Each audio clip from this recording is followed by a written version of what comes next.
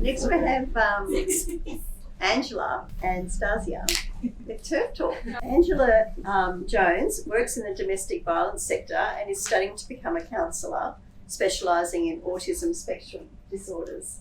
A former sociologist, and journalist, Angela is a single parent of 4 children, lives on acreage and loves hiking, camping and Formula One motoring. Stassja Frei was a staunch feminist in her late teens and early 20s, but without any feminist friends, it was a real hard slog. 20 years later, the transgender agenda brought her back to feminism and prompted her to start the Coalition for Biological Reality. The private Facebook group now has over 500 members, and the Coalition's public Facebook page has nearly 5,000 followers. We hit 5,000. It's a fight she simply can't walk away from. The need for an Australian-focused YouTube channel was apparent, and after much deliberation, she and Angela Jones started TERF Talk Down Under. First ever live TERF Talk. It did take a while for us to actually kick it off, didn't it? You asked me probably at least 3 times. I actually was asking quite a lot of people. But being from Melbourne, I felt like I had a target on my back, and I felt like I was the only publicly visible TERF, and I wanted to find someone else who was out there, and willing to have their face seen, and it was really important. And Stassja carries herself so well, and she's also a really good balance to my hysteria. So she was like an obvious, contender. You're right up there. But we've needed this for years, and I'm so grateful to her. I didn't have the confidence to do it myself. It's all bravado what you guys see. I don't have a lot of confidence, and this, I don't feel like I do now sitting in front of a group of people. I'm very nervous, but when I'm at home in front of my computer, I'm just speaking to my friends, and so it's much easier for me. It's a lot different. Yeah, it is. Yeah, you sit there in your tracky jacks and I'm sort of the kind of person in this partnership, and you speak much more freely, I think. And I don't even think. You just let it out. That I decided to speak out on this topic because I was tired of gaslighting everywhere. Everywhere in my life, someone was lying to me and saying, what's happening to you isn't important enough. Why don't you just get off Facebook? Become invisible. People were telling me everywhere, become invisible. And this TERFy thing was just kicking off, sort of 4 years ago. It was just starting to bubble in Melbourne, and self-ID was about to come in. The feminist women here kind of accidentally, through a series of coincidences, ended up buoying me through a time in my life I wouldn't have survived otherwise. And and I'm a mother. I have children. That's how bad it was for me, and that's how invisible I felt.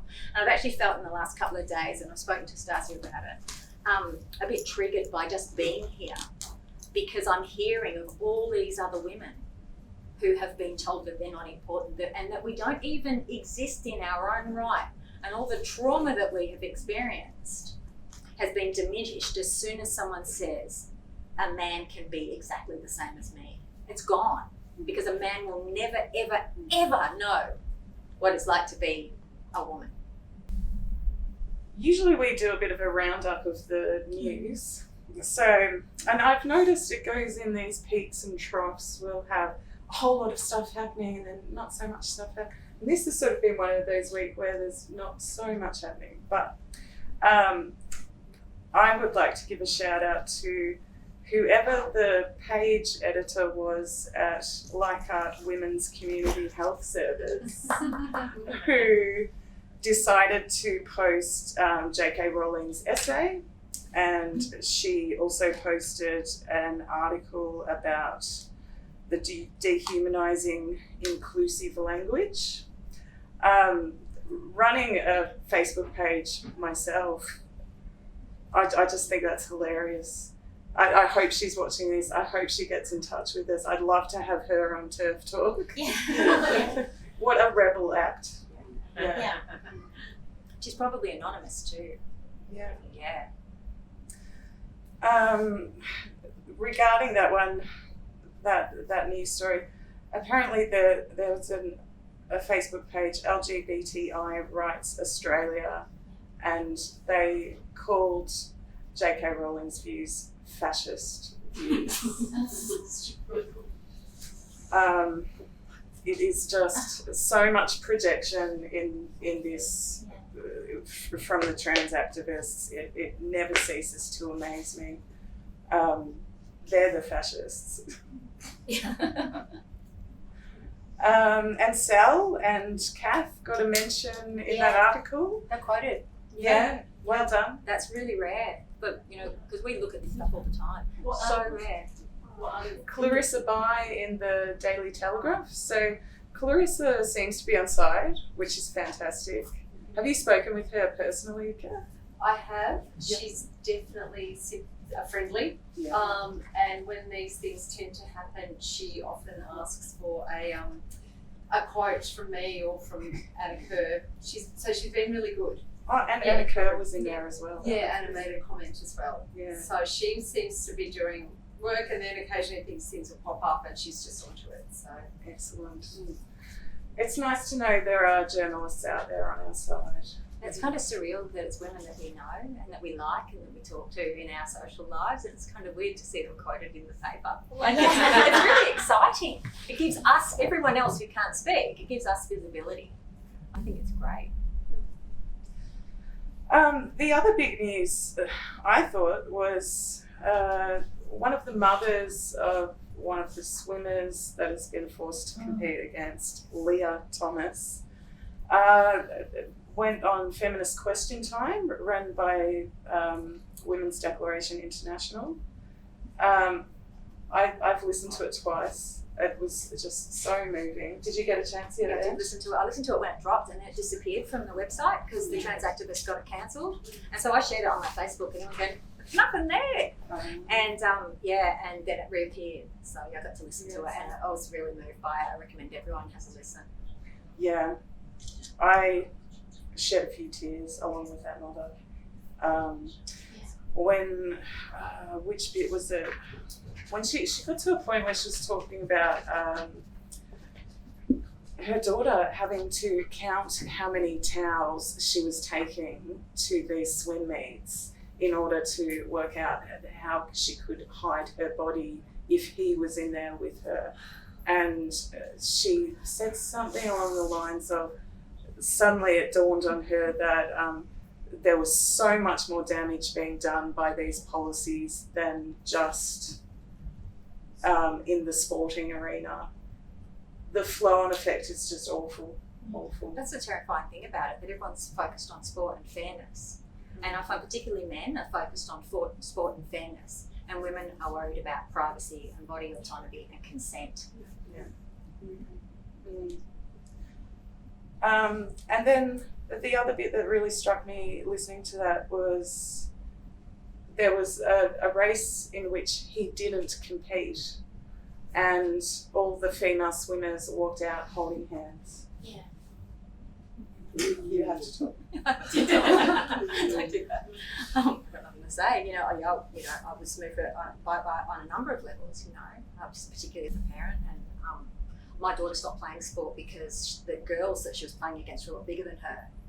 She was really good at playing AFL, and she stopped playing because she was intimidated by them.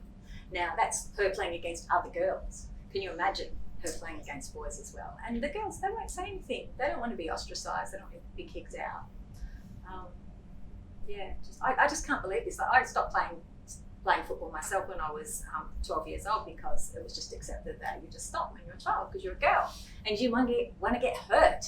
And that's like 400 years ago, and here we are.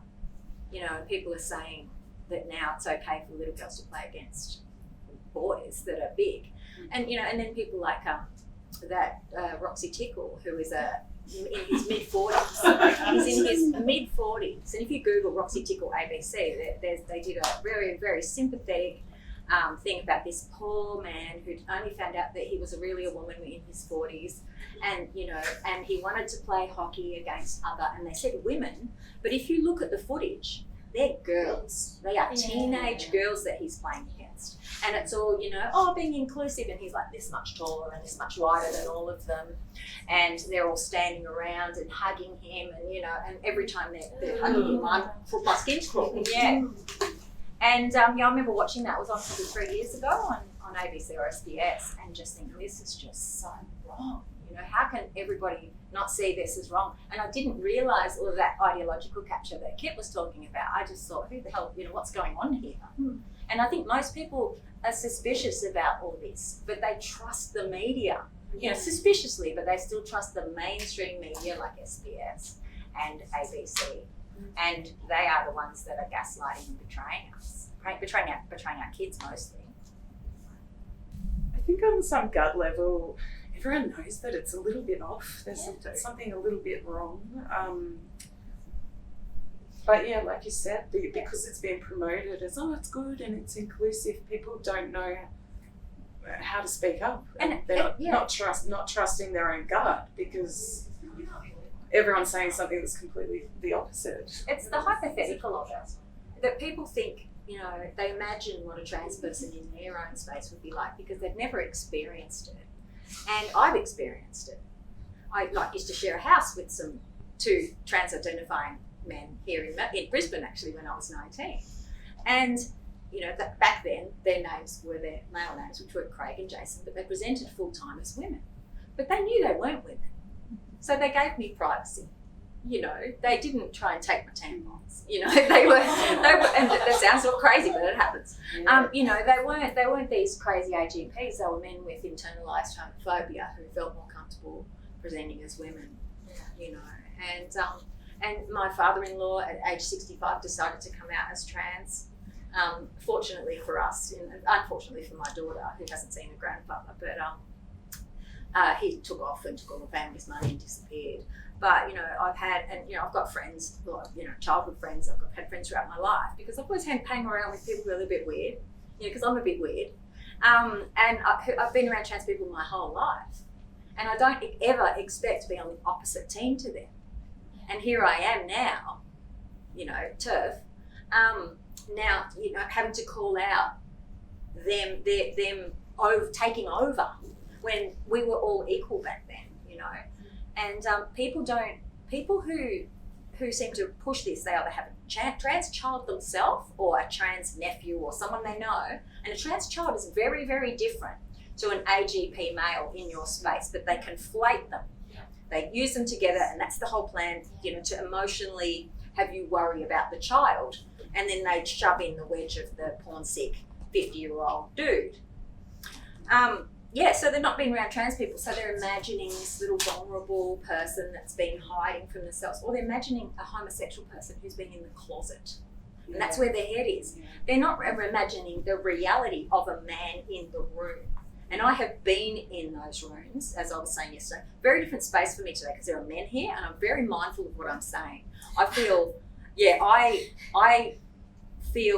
don't feel vulnerable around my friends, but I feel judged, and I feel vulnerable around men, because they don't have the same experiences as me, and they probably think that I'm a mean, nasty feminist, and But I'm editing what I'm talking about. But I have had the experience where I have gone to a women-only service to receive support for myself or for somebody else, and there has been, I've been expecting to be around women and feel confident and feel safe. And there's been a biological male sitting smack bang in the middle of the room, and nobody is calling it out. And it's a women's only service. It's happened to me more than once, because we're in Victoria where self-identification is happening. And now, not only am I experiencing men in women's services, and I've got a part-time job as a domestic violence peer support worker, not only are men in services, but like non-binary women are using the tactics that men use to get people like me out of those services. And I've had direct experience of that too. So, it's all fun and games until it impacts on you or someone you love.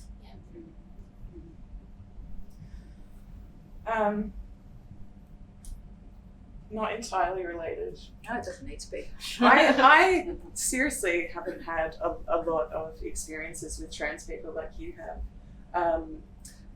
But years ago, I didn't know what I was getting myself into, and I auditioned for the first season of Australian Idol. And wait, I got down to the final 100. Yeah. We sing. That's great. Yeah. Singing. And I got this trip to Sydney to be at the part of the final 100. And I remember they had us all in this big room and we're waiting to go up and have our turn, and this person walks past with the most ridiculous amount of makeup on that I had ever seen. And my face, I'm glad they weren't looking straight at me, because I just went, ooh, like who wears that much makeup? And it was Courtney Act. So that's where he got his big break. And they split us into men and women, and we were given an Aretha Franklin song, and he came in with the women to sing with us, and made a bit of a fuss about, which octave should I sing in, and so that was sort of my first encounter. Yeah. And he's now gender fluid, if you didn't know. And he's on the ABC a lot. I think, hasn't he got his own show? Yeah. Yeah. He's now a commentator. He was commentating in his capacity as a gay man about Pride last night. And it was, and it's like, well, in the media they talk about you as if you're a woman, and all you have to do is put your wig on. Yeah. And here you are as a gay man pretending to advocate for homosexual men. And it just, which one are you? And they won't make a decision on that. Obviously, it's up to us. And another little bit of news this week is what's happening in Ukraine. But nothing laughing at that. No, I know what's coming. Sorry. There's an article where they spoke with a Ukrainian trans woman, and he. God, I don't even know how to describe it. He made it about him. Yeah, this person is a trans-identifying person. They showed a picture of him very nice, full of filters, and CBS News, all the major news stations, while there's a war going on, made their lead article, was a lead thing on Twitter, was that this trans-identifying man is stuck in the Ukraine, and because he has an M on his on his passport, he can't leave Ukraine because men are conscripted to fight. Yeah. And so he's saying that I should be able to get out and get a F on my passport so that I can leave the country. Because he says I'll be stopped at the borders if I try to leave, and I can't stay because then I'll have to fight because I'm a man. And that is sad. That must be awful for him. It must be really awful. But of all the horrific things that happen in war, the fact that he was platformed above absolutely everything else is despicable. And that's why I laugh, because I laugh when I'm mortified, because that's all you can do. And we know that particularly for women, the crimes that happen against women in war, nobody talks about. The raping and pillaging and all that stuff. And the people say, but women don't have to fight. Who gets the glory in a war? The men. Not the nurses, not the people behind the scenes, not the women that are fleeing with their children. Not to the same degree. And it's just so offensive that this person has been given a worldwide platform. There's a funny meme made about it. Some of you might have seen it. UN Security Council. So what are we going to do about Russia invading Ukraine? Does anyone have anything to say? And someone says, I'm trans. So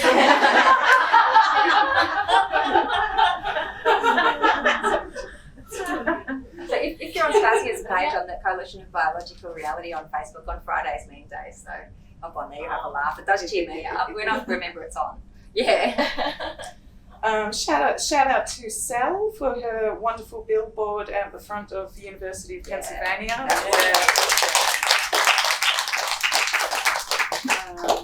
And also some good news from Iowa. I just read yesterday they've banned males from women's sport, from kindergarten to year 12 and community colleges. So that's great news. And it was a female governor who signed that off, so fantastic. And I have some potential breaking news. Thanks, Kit. That Albo just posted on, Anthony Albanese just posted on Twitter that something about, what was it, female? He's going to build a female toilet at a sporting ground because females deserve access to sport. And he used the word female. Oh. And so I was just about to hop on Twitter and put my 2 cents in, which, you know, and I got caught up here. But I thought that was really interesting because he'd be aware of the pressure not to use the word female. And of course, I had a quick glimpse at the comments and it was, well, you know, making this about women, you're excluding women. You know, because you knew the transactionists would just jump on him like anything. But I was like, even if he turns it around and somehow, you know, says, I mean all women, I thought it was a positive thing. You know, it's good to see. Were you saying females in the post? Yeah, use the word female. He says, build dedicated female change rooms here because women and girls deserve equal opportunity and support. He's taken female out on Facebook. You Uh, want to- What did Yeah. he change it to? Just took it out. That's interesting. Well, I screenshot the tweet, so I can still use it. I think it's still. I still have it on Twitter. Oh, good. Well, It's on wow, Twitter. that's really It's brave also on actually, because that's where I get eaten alive is on Twitter. Maybe the trans activists will feel politically homeless as a result of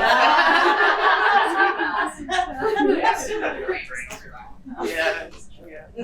Well, Bronwyn Winter wrote a really good letter to him, Yeah. which you probably saw us on Facebook, and she knows him, and she is in his electorate. So who knows? I mean, you know, maybe you're ready. Yeah. Hopefully. But like we all know, people don't realise what's really going on. And it's only when they sit down one-to-one and talk to somebody and they hear their story of what's happened to them personally and they wake up, they're like, oh, you know, and maybe Bronwyn got in his ear, she's quite convincing. She's the one that actually made me seek out the radical feminists when I saw her, you know, on the TV. So yeah, she's had a huge impact on my life, you know. So Yeah. I watched that early on as well, Bronwyn on the IQ debate. I just stumbled on TV while I was up with kids, you know. Fantastic. And it's those moments that sometimes those, you know, pig trans moments happen when you least expect it. You just stumble on a bit of information, you know. But most of the people sitting here were completely oblivious to what was going on, and then there was just some moment where it's like the sky fell in. Oh yeah. So International Women's Day on Tuesday. So we fly back to Melbourne on Monday, and then on Tuesday the what do they call it? Trades Hall Union? Trades Hall. 5:30 p.m. Tuesday, they've organised this rally. Yeah. So in their advertisement for it on social media, I'm pretty sure they said something about cis women or It something. said sisters, not sisters. Yeah. And we, you know, this is a celebration of all women and all the acronyms. And Inclusive. yeah, and the last 2 International Women's Day I've attended, and I've had me and my friends have had our signs ripped up. We were, you know, we jostled. And last year we had Union Thugs, the organisers of the rally, shepherd us to keep us out of the main march, and we had to get the police to come and keep us in the march and then escort us out because they were going to kill us. Well, they were saying they were going to kill us, they weren't going to kill us. But they were, you know, yelling out, you know, obscenities and things like that. And then on Twitter, all these, you know, supposed socialists and unionists, and I'm a lefty, were on there saying that, you know, I was a violent extremist and that I made, you know, people unsafe and I was threatening trans prostitutes. And I had a sign that said, protect women's sex-based rights. And I wasn't wearing any other feminist things, just protect women's sex-based rights. And pictures of me with that sign went viral, and it said, this violent, you know, extremist and this blah, blah, blah. And so I got on Twitter and I go, oh, actually, that's not true, because that's actually me. And they were like, ugh. And I got in and explained publicly, and luckily there's a prominent feminist unionist who gave me a forum on her page where all the union members were, And my friends who also attended the rally were on that page. And we explained what happened from our perspective. And then there was this big kerfuffle at Trades Hall. And my big argument was, one, I am a woman and this is my march and you're trying to exclude me from it. And the other thing is, I am you. I've been marching on your side. My dad was a unionist. You know, how dare you exclude me and push me out of this march, this women's march. But, you know, the truth is that the march is toxic. It was about 10 years ago they handed it to the unions and men started participating, and it stopped being a celebration of womanhood. Like Anna's marches are celebrations of womanhood, and, you know, although there's some negative topics, they're still able to be positive about being a woman, you know, and the fight and the, you know, it's energising. But these marches have been overtaken by like the angry, bitter, you know, horrible people. And now it's all about And sex work is work. Scarlet Alliance. Scarlet right? Alliance, yeah. That makes me a bit nervous. I've been reading prostitution narratives over the last few weeks, and I'm like, God, what if I get beat up by a pimp on International Women's Day? Well, and that's the thing too, like everyone's, like we've got, there's about 51 that want to come, and in reality we'll probably have 20, 25, which will be 15 more than last year. And I said to them, I have to go. I don't really want to go because I'm not really, you know, I'm enjoying this weekend. I don't really want to go back, but I've got a target on me now because I did this as we were leaving. And I said, see you next year. So now I have to go. Already a month ago, there was a threat on Twitter that said, you know, we don't want you there, you're not welcome at International Women's Day. So I hopped onto the union organisers and I said, excuse me, are you aware that men are already threatening us? You know, because the threats are coming from men. They're coming from Johns and pimps. Yeah. They're coming from males who identify as females. And they're coming from the men at the union with their CFMEU buffs. Yeah. That you're at a women's march. It's sick. It's so sick.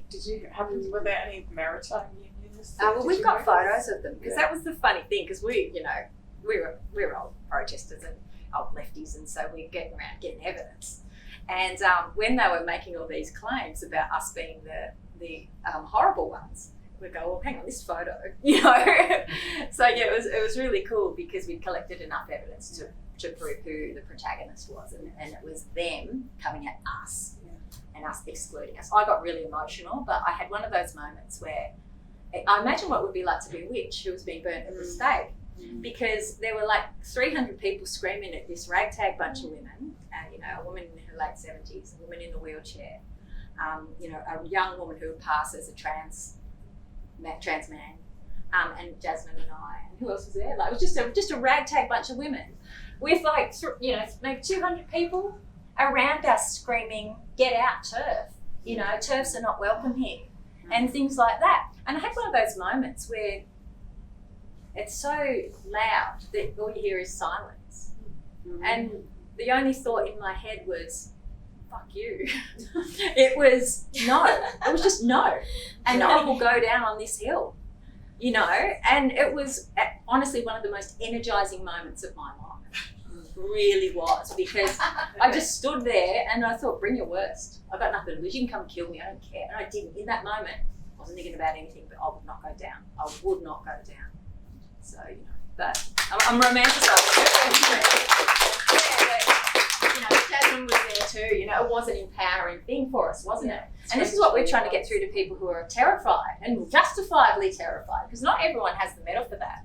It's only because I've been so beaten down that I don't care.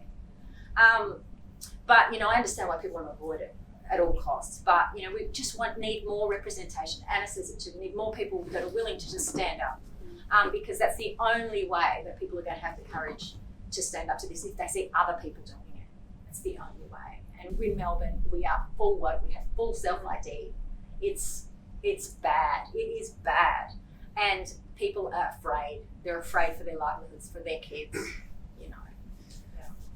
I wonder if the man with the megaphone that was at the Melbourne Uni, I wonder if he's going to be there. He was there last year. Oh, he was? Yes, yeah, he looks like He-Man. Yeah, in his dress. shoestring singlet. He-Man in a dress. That was unpleasant. That's the sort of people that were screaming and yelling at us. Yeah. And the police were so confused because there's these diminutive-looking women, and then there's these, like, you know, blue-haired weirdos, you know, being generous.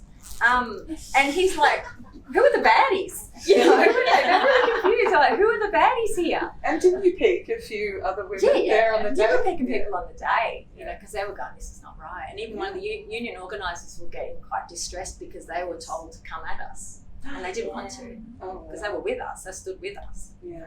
So, yeah, but What a mess. yeah.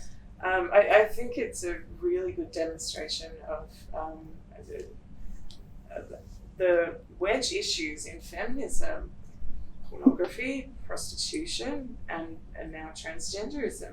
Yeah. And on International Women's Day, it's like it all collides. And who do those things mostly benefit? Men. Yeah. And they mostly harm women. And yet somehow they've become the focus of International Women's Day through the union movement, which has always been misogynistic. But Just crazy. why are the damn union movement running International Women's Day? Because grassroots women are too afraid of all being pushed underground. All of us. Well, First time up yet? any final comments? No. Anyone?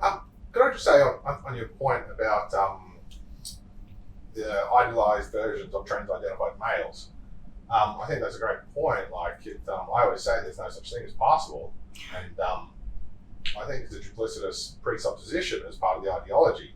I remember years ago I got into a massive argument with one of my brothers who's like a just be kind type, and he would bring up this argument that I've seen TRAs use, like, what if there's this trans-identified male, or I'll say trans woman, that passes, are you going to stop them? But like, there's no such thing as a passable. Like, and I've seen some good threads on Twitter, and you'll notice that, I think somebody else mentioned it before with the cover, like whenever they portray one of these men, they're always alone and they're by themselves, and they look diminutive. Yeah. But like, whenever I post them to my mates, I always get these photos of like Mountsy and Gavin Hubbard and that Ivy cyclist sitting next to women. They look like monsters. And because they're men, there's no such thing as passable. And Yeah, I met Carlotta, and Carlotta's the closest I've come to someone who would pass. And I think, like, subconsciously, you know, like, as humans, we just know there's like, you know, we can just tell, even if you can't put it into your conscience, we know subconsciously that there's something there bothering us, and you're like, oh, that's because that's actually a man. One thing I really despise about what this movement has done for me is I'll see photos of women and I'll be looking even more closely, like, is it really a woman? It's all highly curated social media images where they get the best ones, obviously take 1,000 and a photos. certain angle. Angles. Yeah. The head tilt, Yeah. But they And don't that idiot Grace Lavery was like, had a thread where he's like, would you let this person in the room? And it's like some sexually unambiguous, and you're like, it's duplicitous because it's a single image. If you see them in real life, you know, they talk and act and stand. Like, there was that one of that photo that always affects me of the general, or whatever his name is, and the head of The Admiral. Admiral. Yeah. and all the men are standing there and they get their feet pointed out. Yeah. And when that's just the way that men stand. There's always a What's up with giveaway. these guys in the military? Yeah. There's so many in the military. Yeah. What is that? Someone Yeah. needs to One explanation for that was that they go for these hyper masculine careers in order to mask that deep down inside they're a woman. But I don't know about that. And there's also evident, like, a lot of photos of Nazis dressing up as women for a laugh on their day off or whatever. So it's interesting. Yeah. Maybe it's beautiful. Mhm. I nearly dress up. Yeah. Somebody has done some research about Are they? the armed forces. Yeah, I'm sure they have. But Because even that one Don't in know what they Australia, found. what's her name? Bridget. No. Oh, Catherine McGregor. It's more acceptance of men being women than men being gay. Yeah. yes, That's what I would have thought. In the country, they get punished for that pretty severely. Yeah. Well, they used to. I also think it's identifying under the masculinity and the violence. when it's really uncomfortable, trauma from Thank being you. in the military and they've been traumatised, is they kind of go, I want to get far away from that as possible. Yeah. To be vulnerable, I need to be alone. And also You they're can say ADPs also- rather than gay transitions. Yeah. So they tend to actually bring the macho into their female identity as well. So they do tend to be the ones that be yelling at you in Melbourne, etc. They're not, the pleasure at the two different types. They do seem to bring that macho-ness to their transition, if they transition, or if they just put a bit of lippy on there. See, they identify as a veteran as in the same way that they identify as a woman or whatever, whatever it is that suits them at that particular time. Without a doubt, they're narcissistic sort of personalities. Yeah. And if it's beneficial to say, well, I was a veteran and I'm, traumatized, they'll do it. If it's beneficial to just ignore that, they'll do it. It's whatever's getting them attention. Let's go and invade a sport. And it's funny that the ones with the high profile are the ones that are moving around to all these different things, trying to get a little bit of it, and being litigious and just trying to get any attention that they can possibly get. Because eventually, once you've reached the I'm trans and accepted as trans, there's got to be something more because they need more fuel, You can see what a conservative position trans is when in Iran, if you're a gay man, you can decide whether you'd like to be executed or have an operation. Something that I've noticed is the increase in mothers from conservative families, particularly in America, because that's where I get most of my abuse from, saying that that have changed trans children and supporting transgender ideology, which is ideologically opposed, because they would rather have gay kids. They'd also much rather have a trans man than a lesbian. Yes, that's for sure. Lesbians are Yeah, that's just what I fine. meant. Yeah, they're just the homophobia, because they're very religious there too. And I get a lot of abuse from right-wing Americans going, you're killing my trans child, and I'm like, what? Yeah. The homophobia is off the charts. The MRA thinks with men's rights activists, conservative men's rights activists, the way that merges with trans rights activists, it's a They're the same people. That's right. Well, my friend Julia says it's the line between them is drawn with an eyebrow pencil. Yeah. And I think that's true. It's a very conservative view of women, a very superficial view of women, and they don't. I don't think the MRAs see the difference between if they've had the operation and they've had the thing done, the hormones, they've got breasts. They still think of them as men. There's no other thing that a woman is. She's just a building of parts. About a year ago, I saw a video by men's rights activists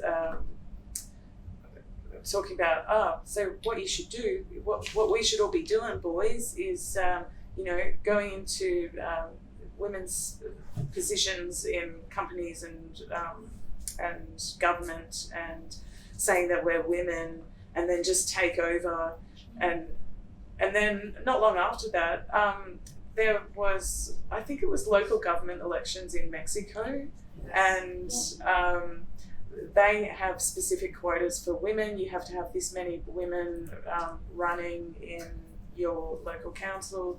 And so a bunch of men did it. They identified as women, and it was allowed. It got through. Everyone knew it was bullshit, but it got through anyway. Yeah. Well, this has been a great interactive TERF talk. Maybe we'll have to live stream one day. No? See me in my jammy pants and hairy legs and stuff, we could do that. But TERF Talk's been, the feedback has been astonishing. I'm surprised 5 people subscribe. How many subscribers? 600. We're over 600 now. Yeah, and for Melbourne people, that's huge. And and people recognizing me when I come here, I'm like, oh no. Yeah, that's been really nice actually. People say, oh yeah, what's your TERF Talk? People messaging, like my Twitter inbox is always full of strangers I've never met. Some of them quite influential, like journalists and people like that. And they're going, I never knew, and thank you so much for giving me this information, or thank you for representing me in Victoria, or thank you for talking about whatever we've talked about. for some reason it resonates. And all people do is they put TERF into YouTube and we come up. Yeah. Amongst all the, negative stuff. And then we come up, and if you put TERF Australia, we come up in the top 5 or so. But that's why we put the TERF in it and Down Under. And, we wanted people to know that we were from Australia because, we are underrepresented. And unfortunately, there's some people who with a lot of influence overseas, like in the UK and places, that could amplify us, but they don't, so it's up to us to get the word out for ourselves. It's harder for us because we're so far down the self-identification road. We didn't get a chance to fight. Dan Andrews put it through, I heard about it through Holly and Nina, and then all of a sudden it happened, and I don't want this, I haven't experienced men in women-only spaces, in crisis services. I don't want anyone to ever experience that. You have to fight it with everything, but it does feel like a hopeless battle. Like I'm traumatized from having to fight with, bat my head against the wall for years now. Also in one way it's been, my recovery has been through this process, but at the same time there's been another level of trauma because there's so far we still have to go.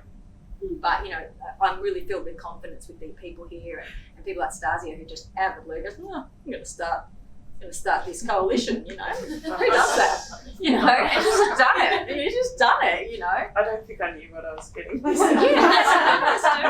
us do.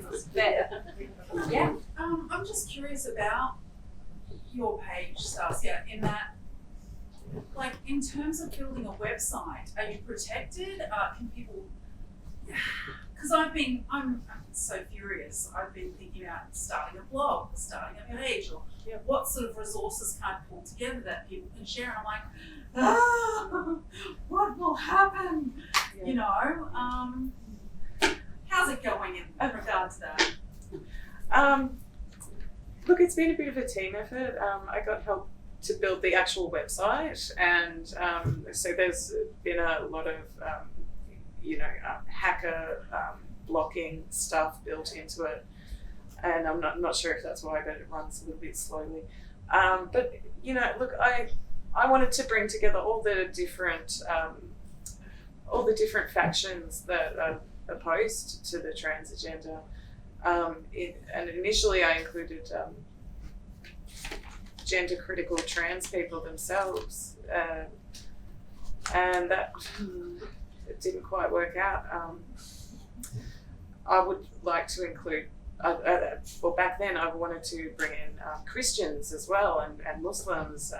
I think a lot of people have reached out to Muslim groups and we just don't get any response from them. And I don't know where they stand on it all. They just can't deal with the blowback, and the media won't play, disadvantaged groups off against each other. So they just pretend it's not happening. Muslims have got a alliance with the left, and they don't want to undermine that. I used to run a Lebanese restaurant, so I spoke to a lot of Muslims about a variety of issues, and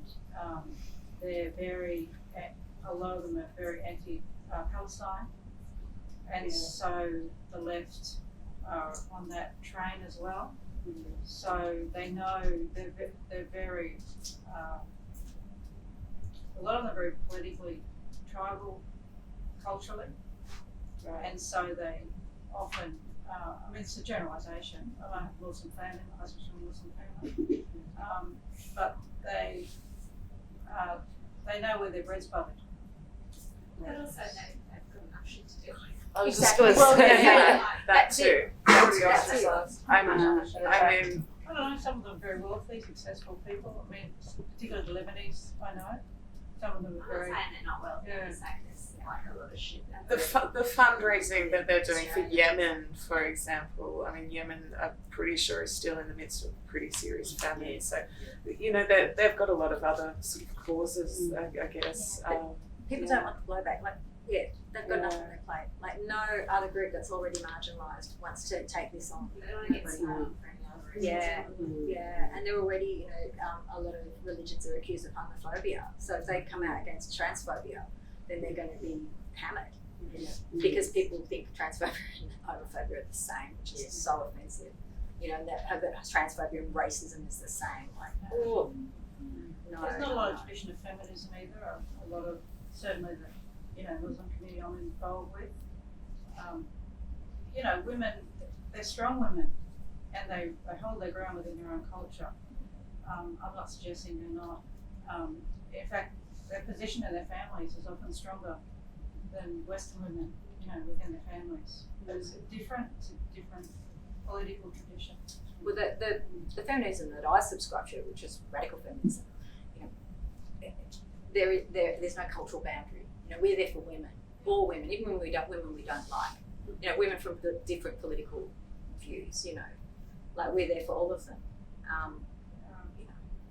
And a Muslim woman is presenting tomorrow at this event. Yeah. Well, we have different. I'm a Christian woman, obviously, but my ideological basis is when we're coming together, which is what I'm going to talk about tomorrow. So I can live there. But when our ideological basis is different, we've got to find a kind of market, a town square where we meet, and sometimes that's different for different cultures. Difficult for different cultures, I think. We all have different platforms too. Can I say something? No? Any other Do we questions? have much time? No, that's it. Feels like we're over time. We've got 15 minutes. It's not like us to before run the out of Q&A. Yeah. It's not like us to run out of things to talk about. Throw stuff at us. Come on. We can have a break. Did I answer your question? Yeah. Yeah. I mean, as much as we can, but I think in being here today, the thing that is really, I had to go off to lunch by myself. I was completely saturated and depressed. And I think why is I'm so upset that other feminist women are attacking feminists like pit bulls, and I don't get it. I'm furious and I feel deeply cut off from a movement I've been a part of my entire life. So what the fuck is going on, basically? It's doing my head in. There's this seems to be a certain section that get this real glee from being mean to the other women. It's like Mean Girls. You said, what you experienced the other weekend. It was Mean Girls. The non-binary woman and all of Angie's friends went and sat with the non-binary woman, and Ange was like sitting with two people or something. I told this story on TERF Talk the other day. Yeah. Straight out of Mean Girls. It's also, I think, younger women who haven't reached that point in their life where, they've healed their relationship with their mother, and so they have no respect for their elders or... we're in an ageist culture, and older women are told to shut up, they're invisible. Karen, I'm a Karen, don't care. And we're reduced too, because I was told the other day by people that don't know me that I'm a middle class white feminist, so race, all this stuff, like all these assumptions made about me because of the way I present. And that's a way of dismissing and discrediting me because, nobody would have a platform, not even me. So, by saying that I'm just a stupid white feminist and a racist and a homophobe, then, I don't have a platform. But I know they're not telling the truth, so I'll just get up here and talk, whether people listen or not, I don't care. It just reminded me of Graham Linehan. Some of you might have seen it, but he did an episode with he finally got a trans activist or someone sympathetic to the trans community anyway to come on, and this guy had been involved in the letters thing that happens online. So someone will write a letter, and then I think it's an academic thing, isn't it, Holly? Wiki letters? Yeah, wiki They letters. go back and forth and have like a hard debate that goes on. Yeah. So this guy had been involved in that with gender critical people, and they got him on, and they were like, all right, say your piece. The first fucking thing he comes out with is, well, I think that gender critical views are a moral panic based in anti-Semitism. I couldn't believe it, and neither could Graham or Marty or Helen, they're just like, what? And they're all talking at once and shouting them down. And it's like, where is your evidence that this is anti-Semitic? And his answer was that Jennifer Billick. His answer was Jennifer Billick. Because Graham once shared a post that linked to Jennifer Billick. Yeah. It was just insane. Like, what a reach. I mean, the vilification of Jennifer Billick saying she was anti-Semitic is really somebody should study that. Maybe they have a student that could do that actually, because it is unbelievable how they even get people to believe it who otherwise are on our side. Yeah. Oh no, one of our authors actually. We wanted to include some. No, she's anti-Semitic, and of course I said, sorry, why? Oh well, she always says the trans billionaires they happen to be Jewish. They happen to be Jewish. Yeah. That's very true. But actually not all of them. And but where it has come from, I mean, I haven't put the effort in to actually find out. I did ask her directly, and she just said, don't have time for that. But where did it start? Do you know where it got started? And who started it? Because it's definitely something that in my view, Jennifer Billick is one of the most. She has done some of the best work on this whole issue, and I really think she's always a step ahead of most of us. And I really think that her idea about that is all going into transhumanism. There's a lot that's true about it, and I think we really need to take heed of that. But I think that's why she's so good. They want to get rid of her. But nevertheless, I find it astounding, how this anti-Semitism that I can't actually see any even what she writes, Well, I think it came from because she drew the lines between Rothblatt, Pritzker, and Stryker, and I think Rothblatt and Pritzker are definitely Jewish. I'm presuming Stryker's Jewish, I'm not entirely sure. So because they are Jewish, even though she didn't draw attention to that fact, she's an anti-Semite. And then Helen Joyce referred to those three in her book in Trans, and Jennifer Billick was quite upset because she felt that Helen Joyce had appropriated some of her work, but then Helen Joyce was called anti-Semitic. And then, I said something that Helen Joyce had said on Twitter, and I have this lunatic down in Melbourne, it's a gay man who hates me and he's written quite a few blogs, calling me an anti-Semitic because I referred to Helen Joyce, and she wrote a blog and I'm like, it's like a contagion. As soon as you in fairness though, like the terms aren't special in that regard. Like you think anti-Semitism as a way of shutting down leftist opponents is a pretty common tactic. Like it's gold standard. It's timeless at this point. What are you saying yesterday, Kat? I mean, we've lost it. Saying that calling us transphobic is no longer working because people are going, it seems actually reasonable what that transphobe is saying. Maybe I'm one.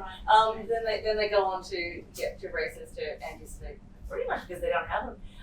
They don't have any other argument. This is why when we argue with them online, the second thing is, you're a TERF. Thank you very much, that's cool. But they don't have anything else, and I'm wondering, besides that trans person who was on Linda's podcast, have there been many or any open debates between a rad femme or gender critical person and a trans advocate that hasn't been shouting? They also called Spinifex